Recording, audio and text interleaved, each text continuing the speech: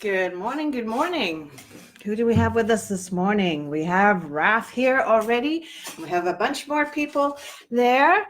And I'm going to start today with a completely different instrument. I'm not playing the piano today. I'm not playing the guitar. I wonder if any of you know what this instrument is. I'll see as it goes bigger and bigger, there's also a big end pin in it as well.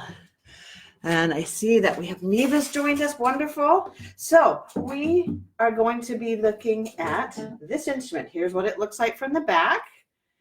Here's what it looks like from the side. And here's what it looks like from the front. And I'm going to play this instrument and see if anybody knows what it is. All right. Here's what this instrument sounds like.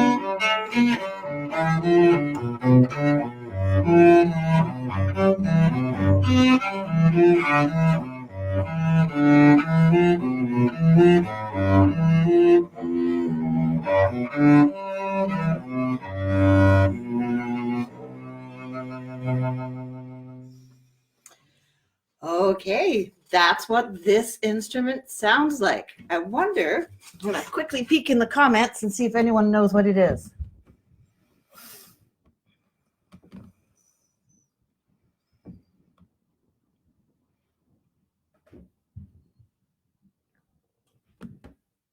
Oh, Evan got it right.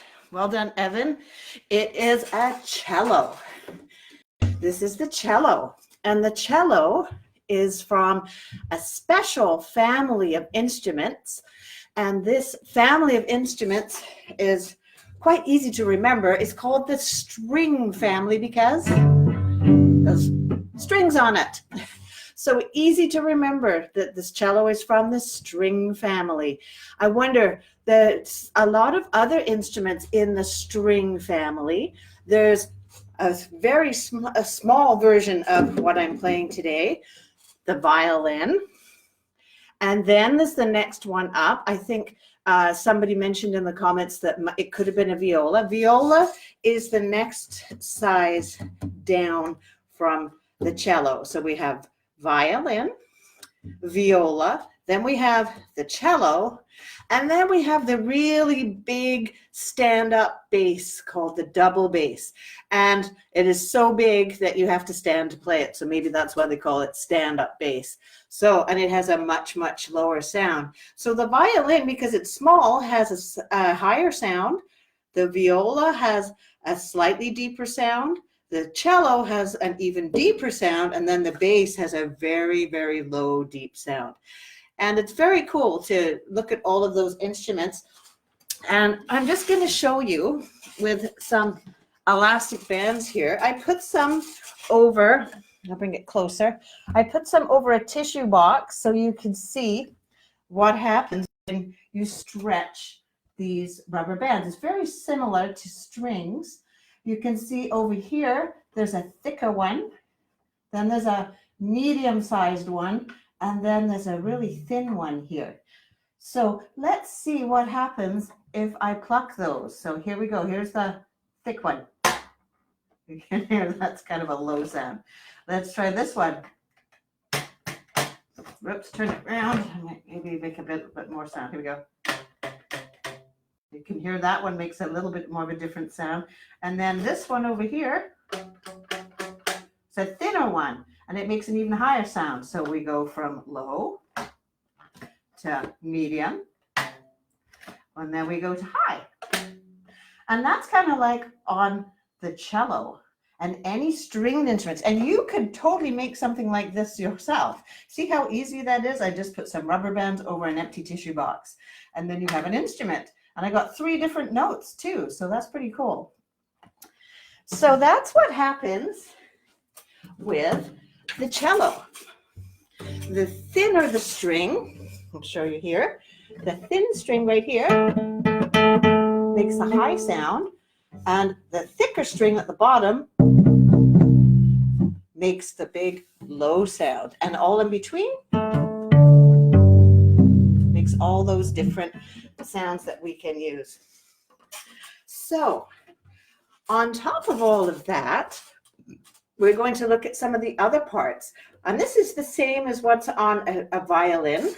We have this part right here. Do you see how it all goes all around? We call that a scroll, and you can find those on violins, violas, and double basses as well. And then these over here are the tuning pegs, and so we have to make them tighter if we need a higher sound, and we need to make them looser if we want a lower sound. And then we know that these are the strings. We just talked about those. Then the black part here is called the fingerboard, because when I want to be able to play on there, I need something behind the strings for my fingers. And then over here, turn it sideways, you can see here is a bridge. And the bridge holds the strings over. And then the black piece on the bottom is called the tail piece. Never knew that a cello had a tail. And then here you can see these very cool little cutouts right here. And these are sound holes. And they're very, very beautifully carved into the instrument. And this whole part right here is just like a human. It's a body. And this part's called the belly. And this part, very beautiful part of the cello, is called the back. So, and then we have this part at the end, which you've got to be careful not to get too close to. This part is called the end pin, because you need to be able to stick that into the carpet to be able to hold it up, to be able to play like I just did. So we're going to find out a little bit more about our cello and some more things about it. And first of all, I thought it might be fun for us to learn about time. And if you know about time in music, it has a special Italian word called tempo. And we're going to explore a bunch of different tempos with something that's very much like a clock. And if you have a watch that has the second hands that go around it, not a digital one, or a clock in your house, and you can hear it ticking, then you will might know what one of these is. This is called a metronome. And you say metronome. And it is kind of a musical clock. And what it does, it has this little weight on here, and it has a whole series of numbers. And if I move this little weight down, it gets quicker. So here, this one. And if I move it all the way down to the bottom, now here. So that would be super fast music, wouldn't it? And then somewhere in the middle,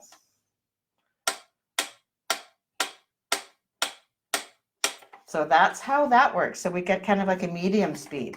So what I'm going to do is I'm going to put this all the way up to number 60. And that means that I would get 60 beats in a minute. Okay, and a very special piece of music that was designed to be played at 60 beats in a minute is a lullaby. So let's see what that sounds like. I'll put the metronome on so you can see how slow that it might be. So here's a lullaby.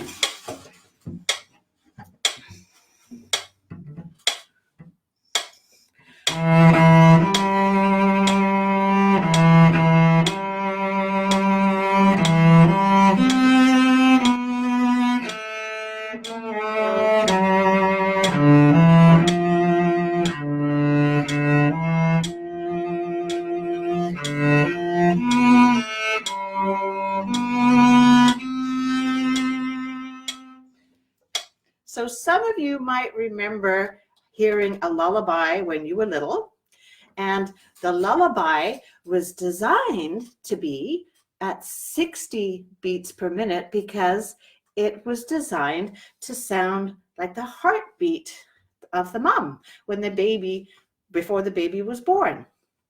And so when the baby was born, if there's a lullaby being played at the same kind of speed of 60 beats per minute, that's why the lullabies calm the baby and soothe the baby when perhaps it's upset or when it wants to go to sleep or it's tired.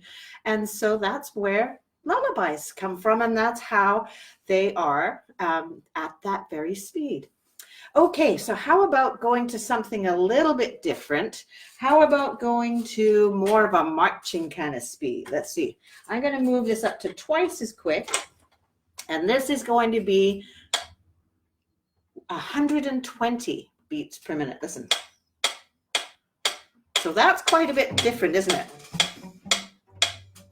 All right, so I'm going to do something, a song that maybe you might have heard before. I think all of you have heard this one, and I wonder who can guess the composer.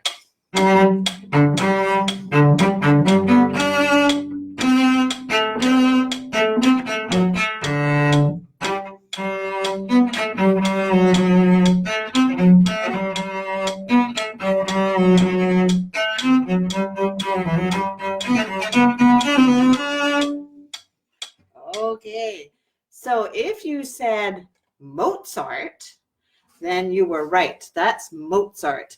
And he wrote a collection of music called A Little Night Music, or Eine kleine Nachtmusik was what it was called in German. So that was more of a marching speed.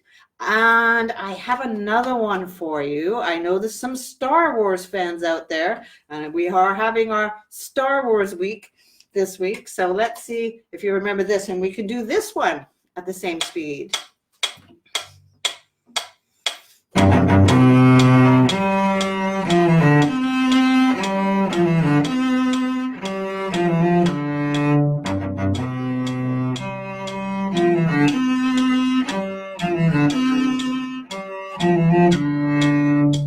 That's a super cool marching type of music for us to hear. All right, so I'm going to take a quick peek at some of our new comments because we have a bunch more people in here. And oh yes, we have Michael's joined us too, so that's nice to see, as well as Maddie, I see is on there as well. So awesome, nice that you're all coming to enjoy learning about tempo, the speed of music. Okay, so then I've got, let's go, should we see if we can go even faster? So we're gonna go all the way up to 170.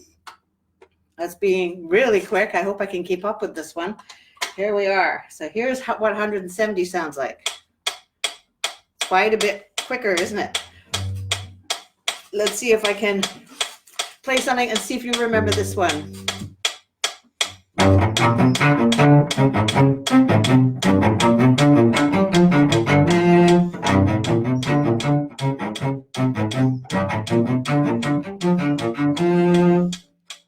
Okay, I wonder if you all remember that piece of music.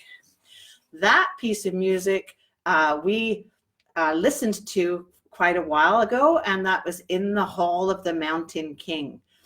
And some of us that are really big Line Rider fans have seen the fun Line Rider video that was set to that piece of music where the Line Rider goes down all the lines. And we had really super enjoyed that too.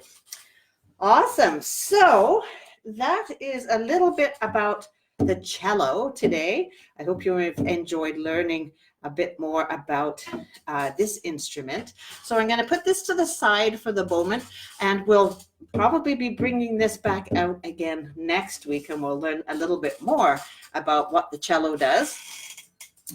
And so I'm going to bring us another instrument today, and I thought it would be really great for us to do this instrument. If I can just grab it here.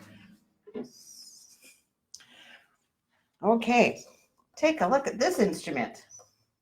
Looks like a fish. All right, so this instrument is called a gyro, and this is one of the instruments that we scrape, and you can see it has 2 holes in the other end, and that's because it's hollow, and that helps. These are like the sound holes on the cello. They let the sound come out that we're making. And so with this, it's very simple.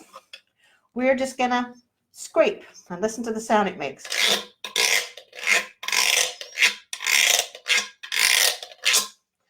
So that's the sound that a gyro makes when you scrape it. Now, if you don't have one of these at home, which I'm probably sure not everybody does, you can make the same kind of sound if you have an empty water bottle. You see all those ridges on the side? We could take a pen or a pencil and we can scrape those.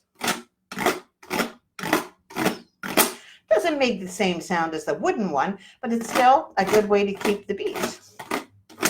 So I thought if you could find something to scrape along to our song, or how about even go look in the cupboard like I did and see if you can find some mac and cheese or something to shake. You can do that, or failing that, you can find a pot or a piece of Tupperware and you can use a wooden spoon and you can tap along.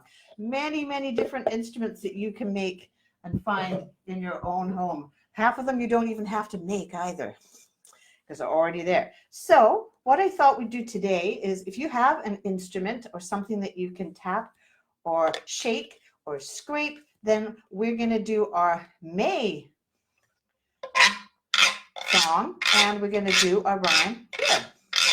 M-A-Y spells May. M-A-Y spells May.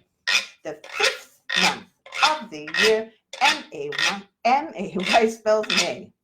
Okay, let's see if you can do that. And if you don't have an instrument, you can pat on your lap. Remember, we can use many body instruments. You could click, you could clap, you could march. There's many other ways that you can get involved. So that's great. So here we go. Let's try.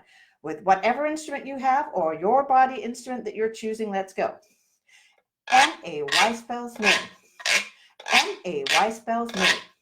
The 5th month of the year, M-A-Y spells May. Kids go out and play all through the month of May. 31 days of sunny fun, and then the month is done. Good. So that was with my scraper, my gyro. How about if I try with my mac and cheese box? Let's try it. M-A-Y spells May. M-A-Y spells May. The 5th month of the year, M-A-Y spells May. Okay, and then let's do the next part. Let's not shake or tap or clap. Kids go out and play all through the month of May. 31 days of sunny fun, and then the month is done. And back to me. M-A-Y spells May. M-A-Y spells May.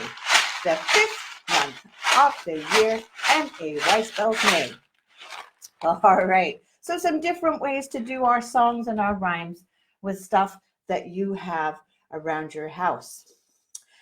Now, I know that we learned a couple of different songs, didn't we, on Wednesday? So let's have a look and see which ones that we can do.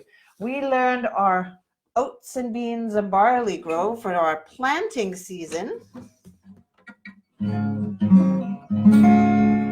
And so it was oats and beans and barley grow, oats and beans and barley grow. Do you or I or anyone know how oats and beans and barley grow? So let's try that, shall we? And then we'll try the verses in between. If you don't know the words to the verses in between, that's okay. You can always just jump back in with the chorus, which is the part that always repeats. Whoops, let's get the right chord. There we go. Oats and beans and barley grow, oats and beans and barley grow. Do you or I or anyone know how oats and beans and barley grow? Okay, everyone sing along. Off we go. Oats and beans and barley grow, Oats and beans and barley grow. You or I or anyone know how oats and beans and barley grow. First the farmer plants the seed, stands up tall and takes his seat. He stamps his foot and claps his hands and turns around to view the land. Oats and beans and barley grow. Oats and beans and barley grow. You or I or anyone know how oats and beans and barley grow. Then the farmer waters the ground, watches the sun shine all around, stamps his foot and claps his hand and turns around to view the land. Okay, let's do our chorus. We're going to do it twice. Off we go. Oats and beans and barley grow. Oats and beans and barley grow. You or I or anyone knows how oats and beans and barley grow. Oats and beans and barley grow. Oats and beans and barley grow. You or I or anyone knows how oats and beans and barley grow. Excellent. Well done. So that was one of our new songs that we did. And then at the end of our last music class, I asked if you could come up with a rhyming verse for our Down by the Bay song. And I had one person that came up with a good verse for our song. So we're going to try our Down by the Bay song, and we'll add in that person's verse that they came up with. There were a few people that came up with rhyming words, but not really something that would fit in our song. So, but we did get one that we're going to add in, and I'm going to tell you who that is when we get to that verse. All right, so here we go. Down by the bay, where the watermelons grow, back to my home I dare not go, for if I do, my mother will say, did you ever see a whale with a polka dot tail? Down by the bay, down by the bay, where the watermelons grow, back to my home I dare not go, for if I do, my mother will say, did you ever see a pig wearing a wig down by the bay?